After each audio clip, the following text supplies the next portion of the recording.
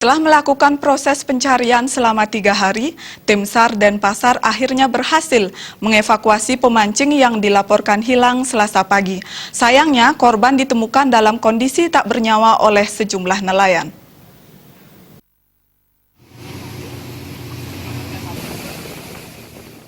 Tidak membutuhkan waktu lama, tim SAR Kantor Pencarian dan Pertolongan Denpasar langsung menuju titik lokasi ditemukannya Abdul Wahid, 37 tahun, yang dilaporkan hilang saat memancing gurita.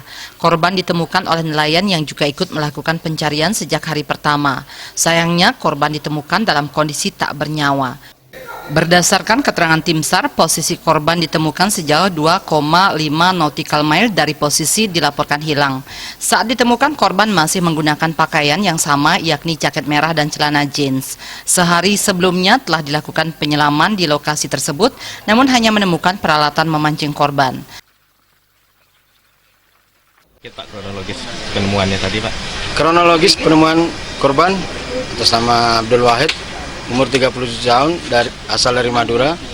Jam 6.30 tim SAR gabungan menemukan di lokasi jatuhnya seputaran maksudnya antara bui 1 dan bui 2 perairan Pelabuhan Benua.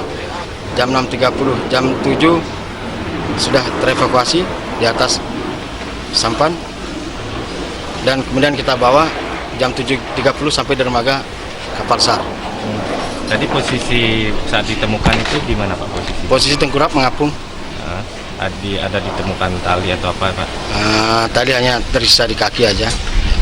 Karena kemarin sudah kita selamin, kita temukan tali pancing dan talinya saja. Korban tidak ditemukan. Sudah kita adakan penyelaman kemarin. Kemarin penyelaman berapa personel, Pak? Personal digabungan, Pak. Cuma dari pihak korban juga sudah menyelam, dari Basarnas juga menyelam, dikawal, didampingi oleh gabungan dari Sabara Polda Bali, Polda Rut Bali, Kasabandaran Pelabuhan Benua, dari TNI AL. Ya, terima kasih, Pak. Terima kasih. Korban yang juga pengusaha toko souvenir dilaporkan sebelumnya hilang setelah terpleset dari perahu saat memancing gurita bersama kakaknya Minggu 13 Januari 2019. Proses pencarian dilakukan secara bersama-sama antara tim SAR, Sabara Polda, nelayan bersama keluarga. Atas persetujuan keluarga, jasad korban langsung dilarikan ke kamar jenazah RSUP Sanglah. Tim Liputan Bali.